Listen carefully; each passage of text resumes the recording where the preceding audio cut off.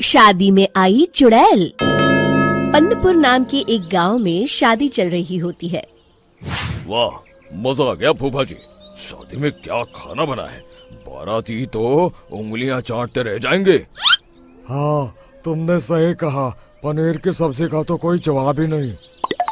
दूसरी तरफ पंडित जी फेरों की तैयारी कर रहे होते हैं कि तभी वहाँ एक चुड़ैल आ जाती है। अरे मर गया रे, ये चुड़ैल यहाँ क्या कर रही है? अरे दिवाकर जी, ये आपकी कौन सी रिश्तेदार है? अरे मुझे क्या पता, क्यों भाग्यवान, कहीं ये तुम्हारे मायके से तो नहीं आई है?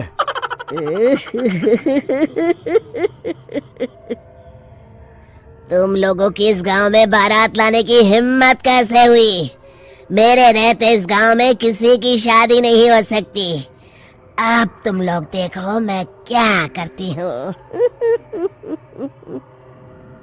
अरे मर गया रे, मैंने सुना है ये जबान की पक्की है। भागो रे भागो, वरना ये चुड़ैल किसी को नहीं छोड़ेगी। हाँ, तुम सही कहते हो मोहन भाई, यहाँ से भाग लेने में ही हम सबकी भलाई है।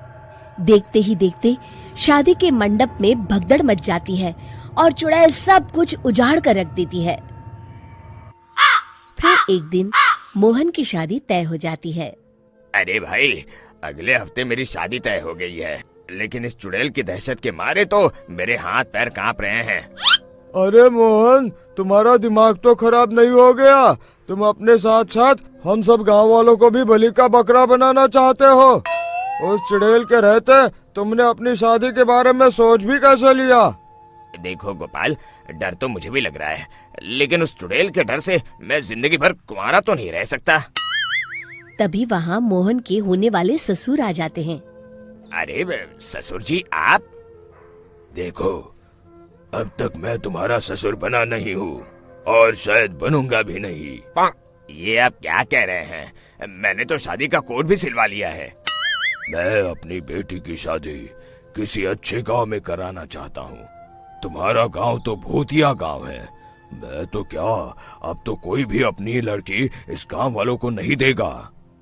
इस तरह चुड़ैल के डर से उस गांव में किसी की भी शादी नहीं हो पाती। फिर एक दिन गांव के जमींदार अपनी बेटी की शादी करने का विचार करते हैं, लेकिन चुड़ैल के डर से उनकी भी हिम्मत जवाब दे देती है।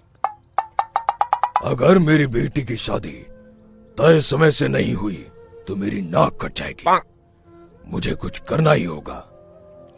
एक सलाहकार के कहने पर जमींदार काशी से एक बहुत ही नामी तांत्रिक को अपने घर बुलवाते हैं, जो भूत चुड़ैल को पकड़ने में माहिर माना जाता था। जमींदार साहब, आप चिंता मत करिए। इस गांव की सीमा में प्रवेश करते ही मुझे उस चुड़ैल के बारे में सब पता चल गया था। आप उसे जल्दी से जल्दी कैद कर लीजिए ताकि मैं अपनी बेटी की शादी कर सकूं। जब वो चुड़ैल एक इंसान थी, तब ठीक उसकी शादी करने वाले दिन ही उसकी और उसके होने वाले पति की एक दुर्घटना में मौत हो गई थी।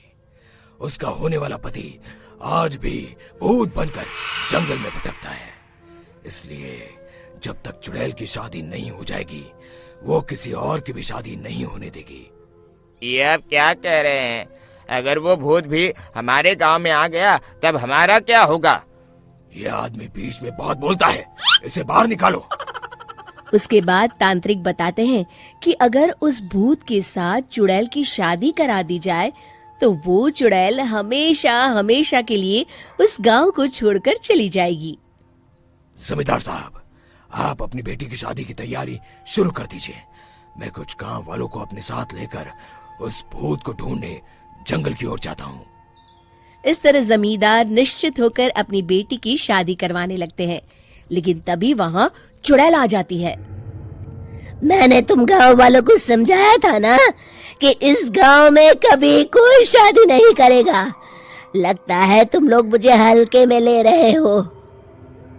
चुड़ैल जमींदार की बेटी को उठा लेती है।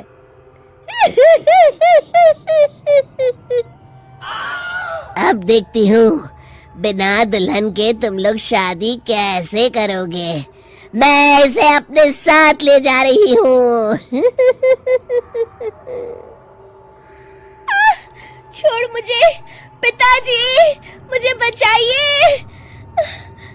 अरे कोई मेरी बेटी को बचाओ। तभी तांत्रिक उस भूत को लेकर वहां पहुंचता है। अरे भाग्यवान, रुको, इन मासूमों को परेशान मत करो, मैं आ गया हूँ, अब तुम मेरे साथ चलो। चुड़ैल बहुत खुश हो जाती है। आप आ गए, चलिए अब हम मंदिर में चलकर शादी कर लेते हैं। अरे अरे अरे अरे, ये क्या कह रही हो? मंदिर में जाके दोबारा मरना है क्या? चलो, आज से हम जंगल में रहेंगे। चुड़ैल चली गई, अब मेरी शादी हो जाएगी। इस तरह सभी गांव वाले खुशी से झूमने लगते हैं।